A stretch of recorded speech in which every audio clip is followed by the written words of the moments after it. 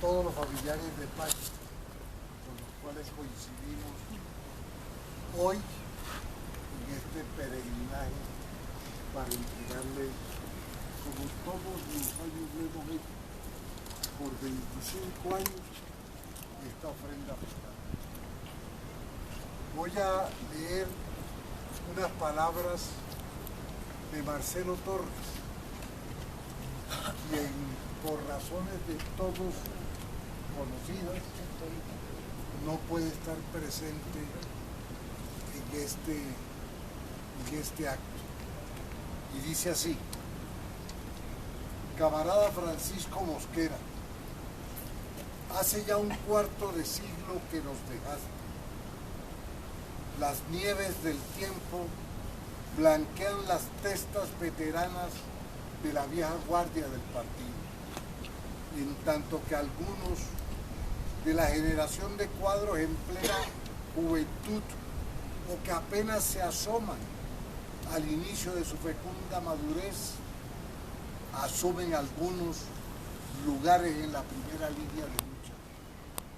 Francisco Castañeda, nuestro candidato al Consejo de Bogotá, como Ivonnet Tapia, nuestra juvenil lideresa a la alcaldía de Mosquera en Cundinamarca, al igual que varios otros compañeras y compañeros o cercanos aliados en ciudades y municipios aspirantes a otras alcaldías, asambleas, consejos y juntas administradoras locales. Los más jóvenes se aprestan a desplegar su gran potencial en lo que debemos esforzarnos por ayudar. Pacho, no venimos a coronar tu tumba de laureles, que una época de defensiva estratégica en escala mundial no posibilita aún.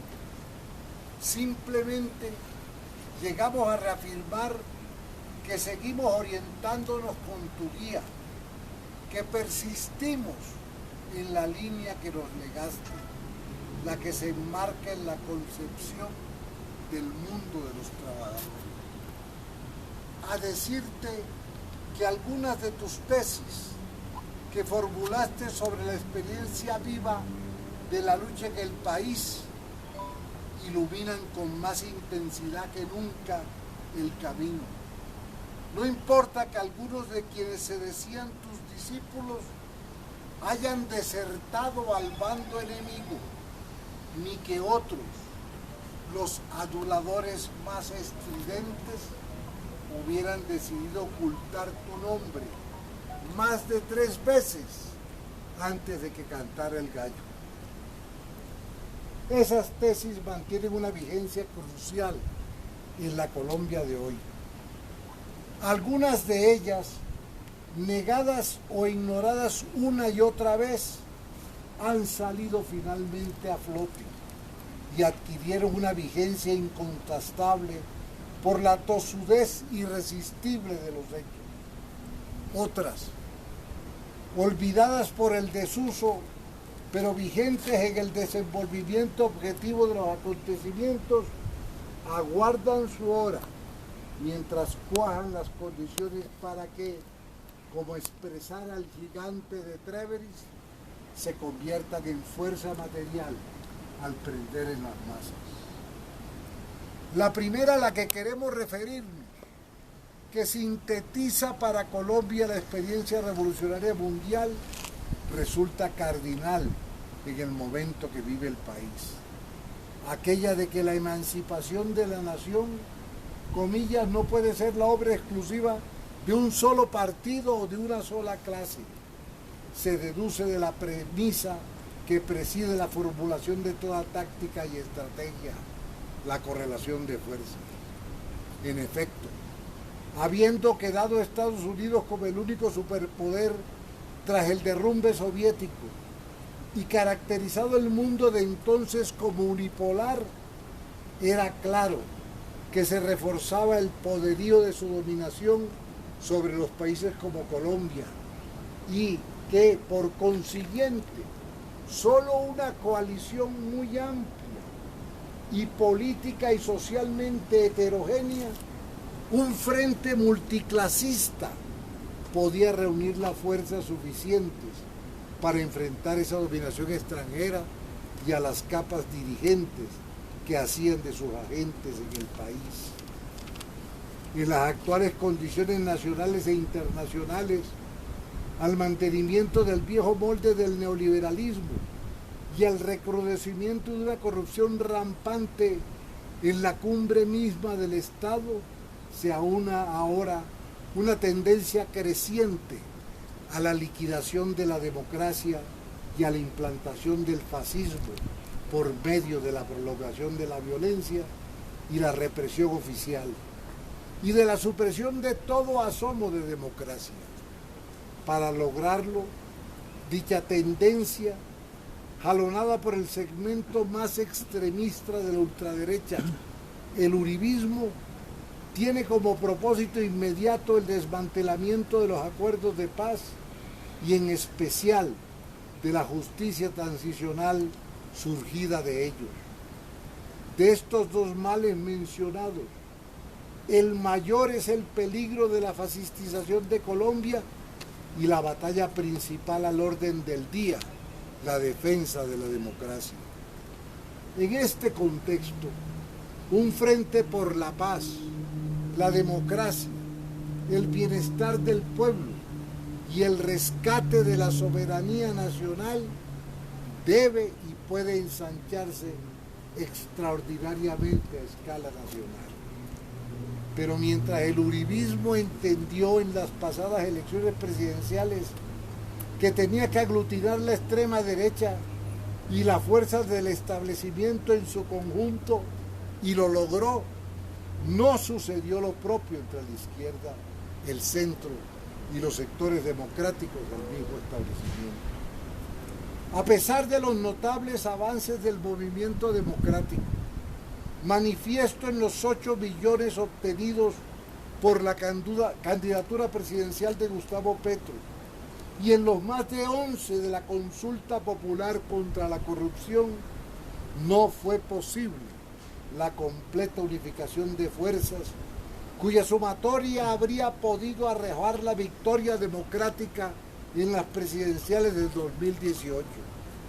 Si bien cabe resaltar la decisión de Claudia López, de Alianza Verde, de respaldar en segunda vuelta la candidatura más avanzada y de mayor respaldo popular, la de Petro, el papel de lastre y rémora correspondió a Fajardo, el candidato del centro, y a Robledo, el senador del Polo.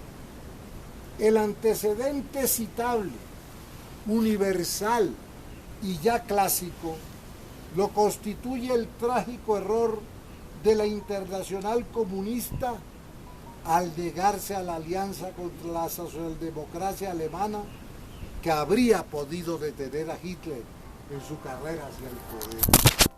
Pero aunque algo pareció aprender la izquierda colombiana de la experiencia reciente, a juzgar por las coaliciones conformadas de centro a izquierda para las elecciones territoriales del 19, lo cierto es que quienes se opusieron a la unidad en el 18 se mantienen impenitentes en su postura. Con el agravante de que en Bogotá, escenario principal de la próxima batalla política, tanto Claudia López, la más opcionada candidata a la alcaldía de la capital, como Petro, se mantienen a la par en sus 13, pareciendo alejar la posibilidad de la coalición unitaria. Debemos añadir que aunque Petro pueda tener razón en cuanto al metro subterráneo y Claudia López haya expresado su preferencia por la próxima candidatura de Fajardo, declaración tan innecesaria como conflictiva, ningún interés particular, por justo y lícito que sea, justifica que se anteponga al interés general, que el líder de la Colombia humana respalde la única candidatura democrática, la de Claudia López, con opción de ganar y capaz de derrotar los aspirantes de la derecha. La tesis de la conformación de la más amplia coalición democrática posible aún no cuaja del todo, pero es evidente que ya franqueamos el estrecho límite de los rancios y obtusos sectarismos de izquierda. La candente vigencia de otra de tus tesis, Pacho, está de alcance no solo nacional, sino mundial. Vino a ser puesta de presente de modo abrupto por los recientes acontecimientos. La exigencia de que se fumigue con glifosato a raíz del crecimiento de la extensión de los cultivos de coca, la perentoria solicitud de extraditar a Santrich y las presiones del embajador gringo en apoyo a la iniciativa legislativa del uribismo gobernante en su campaña por mutilar la JEP, constituyeron intempestivo recordatorio a los colombianos de la omnipresente injerencia de Estados Unidos en nuestros asuntos. Sucesos que, no obstante convertirse en focos de la atención pública, mostraban apenas la punta del iceberg, manifestaban solo instantáneas parciales de una más vasta y grave realidad de sometimiento al extranjero, saqueo y malformación de nuestra economía, dominio sobre nuestra cultura y de modelación perversa de la forma y naturaleza del Estado, con la abyecta complicidad de esas seguidillas de gobernantes sumisos que ya demora 30 años. Tal proceso degenerativo parece haber tocado fondo con el retorno del uribismo al poder. El régimen Uribe Duque, con su gobernante de sainete, irrelevante, irrisorio y subalterno figurón, a través de quien gobierna realmente en cuerpo ajeno el verdadero jefe de la extrema derecha colombiana. Y era que, como explicó en su momento esta tesis de Mosquera, el dominio del águila imperial gringa, depredadora y rapaz, ya casi centenario tras el colapso soviético, y con la globalización imperialista y la generalización del modelo neoliberal, se volvió más profundo y extendido sobre Colombia como sobre los países de la periferia similares al nuestro.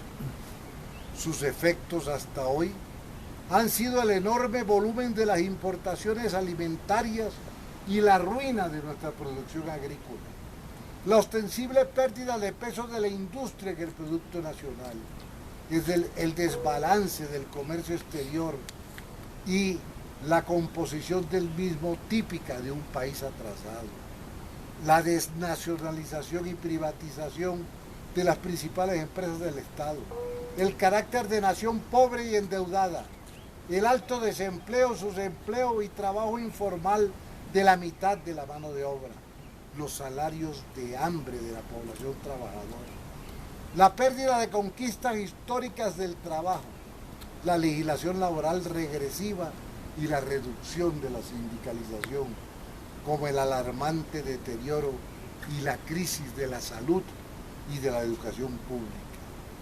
Colombia rueda cuesta abajo hacia una crisis económico-social similar a la de 1999. La pobreza y la gran riqueza, polarizadas entre una creciente mayoría y un puñado de grandes potentados, nos ha hecho uno de los países de mayor desigualdad social del planeta. Para colmo, el gobierno Duque anuncia astronómica compensación a uno de los protagonistas de la megacorrupción del escándalo de Brecht, del grupo Sarmiento Angulo, cuyas arcas amenazan reventarse por sus billonarias ganancias. Quien quiera, honesta y objetivamente, identificar la raíz profunda de tantas desgracias nacionales y revelarlas sin remilgos ante la vasta inconformidad social de nuestros días, para deducir de allí la acción política masiva de millones de hombres y mujeres encaminada a extirparla, tendrá que coincidir con la expuesta tesis de Mosquera. El nudo gordiano que hay que cortar para destrabar el progreso nacional es la dominación gringa. Debemos añadir que los recientes y graves incidentes de la intervención gringa en nuestros asuntos internos, aunque levantaron protestas y reparos, no tuvieron la contundencia ni la magnitud que habrían podido alcanzar. La ausencia de una exigencia pública sostenida y sistemática al gobierno de Duque para que explique al país cómo y por qué la DEA opera en Colombia y realiza operaciones encubiertas sin autorización judicial alguna, tal como lo reveló la JEP, es un buen ejemplo de ello. Mientras el movimiento democrático del país no asuma la tarea con firmeza, su lucha no será completa ni consecuente. Los tiempos que corren de cruda y abierta derechización de las políticas de los centros imperialistas y en particular del centro hegemónico gringo bajo la presidencia de Trump, tanto internas como internacionales, catalizadas por su evidente declive y el ascenso de poderes emergentes, vuelven más agresivos y brutales sus métodos de dominación y más descarado su intervencionismo. Llegado el momento, será imposible seguir aplazando la definición frente a la crucial cuestión. La vida se encargará de colocar a los distintos sectores y sus fuerzas en su justo sitio. Entonces, también para esta fundamental tesis de Mosquera habrá llegado su momento. La tercera de las tesis a que hoy aludimos concierne a los problemas de la guerra y la paz.